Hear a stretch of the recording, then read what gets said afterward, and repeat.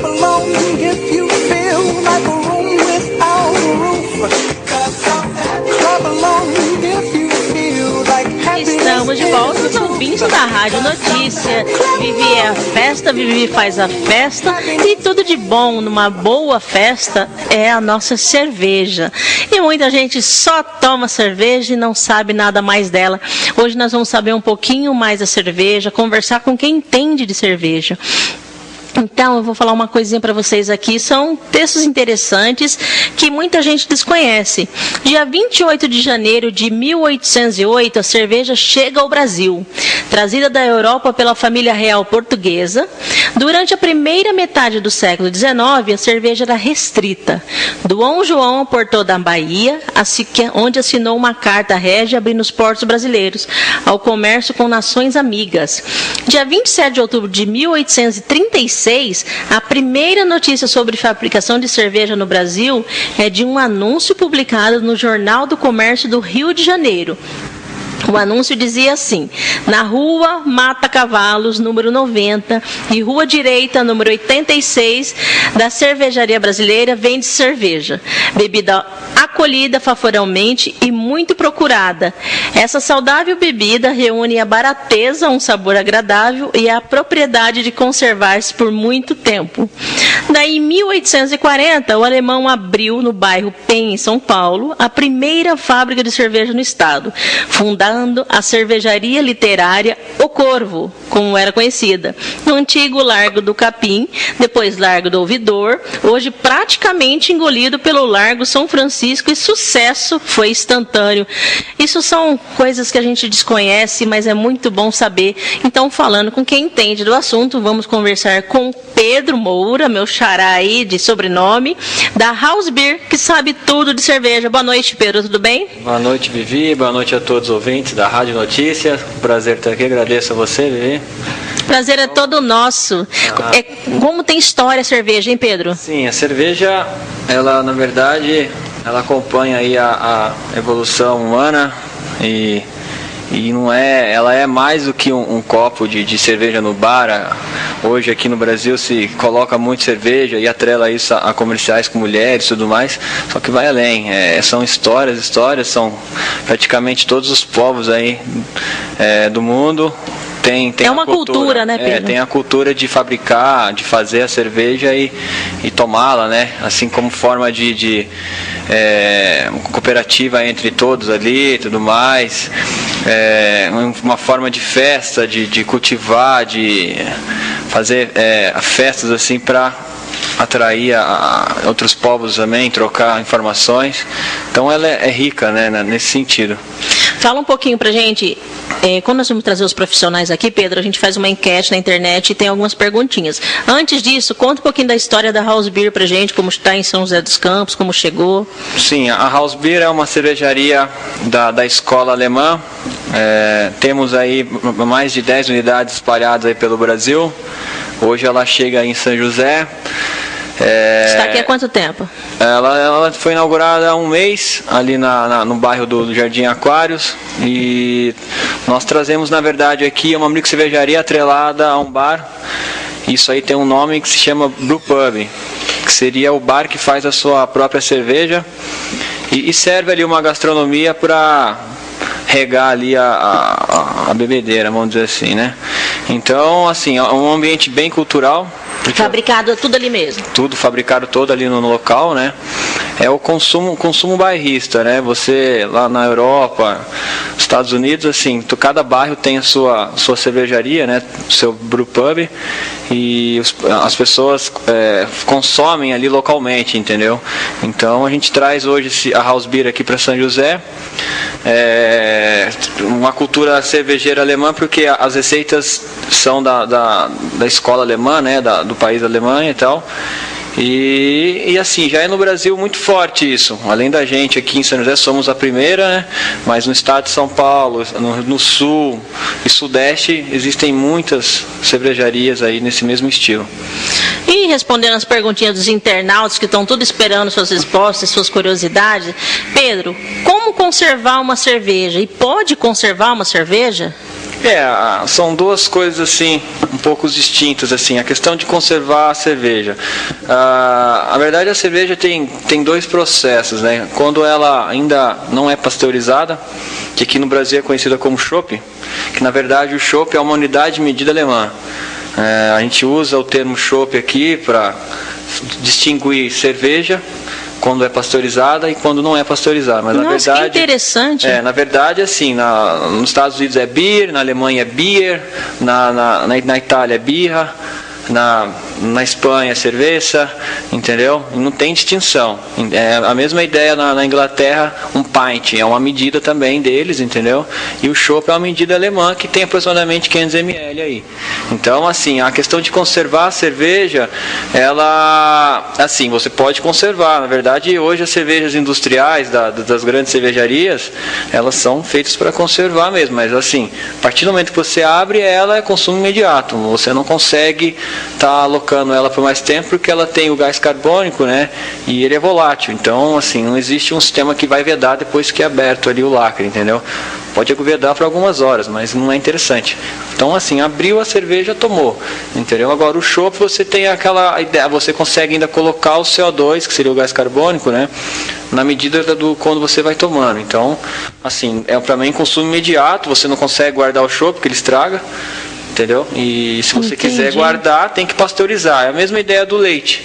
O leite pasteurizado e o leite que é o leite da roça, né? O leite que a gente ferve na panela lá, uns 60, até ferver uns 70, 80 graus e consegue guardar por algumas semanas aí na geladeira. A mesma ideia da cerveja, exatamente isso. Mesmo entendeu? processo. É o mesmo processo. Vai mudar alguma coisa de temperatura, alguma coisa de detalhe, mas o processo é o mesmo, entendeu? E esse negócio, como funciona? E é legal fazer cerveja em casa? Como funciona isso? Fazer cerveja é mais legal que fazer bolo em casa. Legalmente, isso é certo? Nos dois sentidos. Legal de ser um hobby, uma prática gostosa, e legal perante a legislação. Sério, Pedro? Sim, com certeza. A cerveja, hoje, as pessoas têm na cabeça que cerveja só consegue se fazer industrialmente, né? É um erro um equívoco, um erro totalmente fora. Porque a cerveja, ela foi descoberta aí as primeiras, assim, que sabe, né, os detalhes, assim, que foi descoberta lá na Babilônia, com os egípcios e tal, e ela nasceu de uma fabricação de pão. E então, quando descobriu a fabricação de cerveja, faziam pão e cerveja, entendeu? O mesmo processo. E assim, é legal porque você faz de forma artesanal na tua casa. E a mesma ideia de fazer uma senhora fazer um bolo na sua residência, você pode fazer uma cerveja na sua residência. Porque a cerveja, ela é o pão líquido. Traduzindo, ela é pão líquido, entendeu? Então, assim, você pode fazer. Agora, se você quiser vender no comércio, aí você vai enquadrar na legislação nacional. Aí você tem que seguir. Outra história. Aí né? é outra história. Aí não tem condições. Você tem que ter uma empresa, tem que ter todos um. Hoje é do seu conhecimento, qual o país que produz mais cerveja? O país que mais se consome cerveja hoje é a República Tcheca, cerca de 156 litros anuais por cabeça, né, por pessoa. Assim, consequentemente, eles assim não produzem mais. Quem produz mais hoje é a China. Assim, até é um dado que foge um pouco da estatística. Eles consomem muito, porque é um país muito grande, né, em habitantes. E também as 10 primeiras as 10 primeiras cervejarias são chinesas. Então, mais ou menos umas 7, 6 cervejarias são chinesas, entendeu? Que de maior consumo, maior produção de cerveja. Então, assim, hoje a China chega em todos os sentidos aí avançando, né? E não deixaria de lado a cerveja também. Com Mas assim, per capita é um ranking de República Tcheca em primeiro lugar. Vem a Alemanha, depois a Irlanda. Os países ali que são ali da Europa e tudo mais, entendeu? E depois o Brasil, bem pouquinho, com 56 litros anuais por pessoa. E que mais produz. E qual você me diria que é a melhor cerveja? Qual país produz a melhor cerveja? Isso aí é mais questão pessoal. Assim, você tem diferentes escolas cervejeiras no mundo, né? Por exemplo, vou citar 3 escolas conhecidas: a alemã, que a gente segue, a House Beer segue, né? A escola inglesa e hoje a mais recente, a escola americana.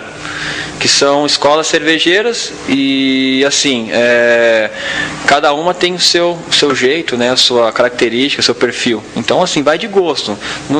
Particularmente eu sou fã da escola alemã, porque é uma escola que tem mais, a cerveja com mais malte, entendeu? Agora a escola americana é uma cerveja mais amarga, mais lúpulo, eu já não gosto, entendeu? Mas é mais assim, de gosto. Então não tem como dizer quais são melhores, entendeu? São todas. É mito ou é verdade que a cerveja engorda, dá aquela barriguinha? Mentira. Na Alemanha é usado a cerveja com 0,3, 0,4 de álcool para fazer a parte de eles dão para os atletas, né, se hidratarem, na espécie de Gatorade para gente. Seria essa a próxima pergunta, se a cerveja faz mal ou bem? Excelentíssimo, faz muito bem para a saúde. Existem dados, existem pesquisas científicas aí, médicos, e a cerveja com consumo moderado é melhor que fazer muita coisa aí, tomar muita coisa. Quais são os ingredientes, Pedro, para uma cerveja? A cerveja, para ser cerveja, né, elas são 4 ingredientes ali essenciais, que são a água, né, principal, o malte de cevada, o fermento e o lúpulo. Então assim, o lúpulo é o que vai dar o tempero, o fermento é o que vai fermentar a cerveja, o malte seria a base, né, que seria o trigo ali, vamos imaginar assim, e a água com a maior dimensão ali nos ingredientes, né. Isso é bem legal. E qual que é preferível? Beber pelo copo, garrafa ou a lata? Jamais beba pela lata. A lata, assim, para colocar a cerveja na lata já entra um processo industrial forte ali, entendeu? Mas pelo fato de conservar, porque a cerveja ela é bem oxidante, né? Ela oxida muito fácil. Então a lata ela não é interessante por ser alumínio e tem um verniz. Agora, o melhor jeito de tomar cerveja é no copo. Faz a sua em casa, tira do galãozinho, coloca no copo e toma. É assim, bem tranquila. Pedro, o que torna uma cerveja escura? O que torna uma cerveja escura é somente um malte. Existem diversos tipos de malte de cevada. Tem maltes de cevada que são estorrados, maltes que são mais avermelhados. Então, conforme você coloca mais de um de outro, você consegue mudar a coloração da cerveja. É somente isso, entendeu? Enquanto nós brigamos por uma cerveja estupidamente gelada, você sabe me dizer por que os ingleses bebem cerveja quente? Lá se toma, na verdade, quente no sentido assim, porque eles têm temperaturas assim no inverno lá baixas, né? Então, pra gente 8 graus aqui, eles tomam cerveja em ambiente lá, porque então assim, não tem essa, eles tomam, tem vários estilos de cerveja que tem que ser tomada em temperaturas elevadas para você conseguir pegar os paladares e aromas da cerveja, né? Então, por exemplo, hoje a gente toma no Brasil a pior cerveja, que é uma Pilsen, né, que na verdade é uma American Standard Lager. E essa cerveja tem que ser tomada gelada, porque se você tomar ela quente, você não toma. Entendeu? É muito ruim, ela é com bastante defeito. É um estilo de cerveja ruim. Agora, lá na Europa, principalmente, eles fazem estilos que levam muitos paladares e aromas. Então você tem que tomar com maior temperatura para você conseguir passar as papilas, né, degustativas aí, conseguir pegar esses gostos aí, né? Uhum. É mito ou é verdade que quanto mais escura for a cerveja, mais forte é em termos alcoólicos? Isso é mito. Na verdade, o que vai te dar porcentagem alcoólica elevada é a quantidade de malte. Então você pode ter uma cerveja clara, mas com bastante malte, entendeu? Porque o malte, o que acontece? O processo bem rápido da cerveja é assim, o malte ele é rico em amido. Um processo de fabricação da cerveja, o amido é transformado em açúcar. Então quanto mais açúcar tiver na cerveja, ela serve de alimento para as leveduras, entendeu? Então você tem uma cerveja de malte claro, carregada no malte, com bastante malte, você vai ter uma cerveja altamente alcoólica, entendeu? Agora, cerveja escura não define nada. Entendi. Mas explica para o pessoal de casa, o que é malte? O malte seria um dos ingredientes da cerveja. Na verdade, malte, na verdade, o malte ele é um termo que se dá para o processo da cevada em preparar a cevada para ela transformar o amido em açúcar. Você tem que maltear. É um processo físico que você coloca lá em temperatura no forno, entendeu? Você consegue ativar as enzimas desse grão, né? E você chega num grau de malteação, e por isso que leva um nome de malte. Mas na verdade, assim, hoje para fazer uma cerveja clara você usa um malte de cevada. Cevada é aquilo que o centeio, o trigo, entendeu? Então você malteia isso. Malteação é um processo. Você tem que preparar a cevada para deixar num parâmetro certo para fabricar a cerveja, que seria a transformação enzimática de amido para açúcar, entendeu? Tem muita novidade no mercado, né, Pedro? E agora eu estou ouvindo falar muito de cerveja de fruta. O que seria? Então, são estilos aí para estilos de cerveja, como eu falei, né? Existe uma escola cervejeira, a escola belga, a escola da Bélgica, né? Que eles têm o costume de colocarem frutas nos seus estilos. É uma história bem bonita até, porque é uma história que vem dos camponeses da Bélgica, e a cerveja você consegue temperar ela com lúpulo, né? A gente usa o tempero que seria o lúpulo. E lá eles não tinham lúpulo antigamente, e eles usavam frutas, especiarias do campo para temperar a cerveja, entendeu?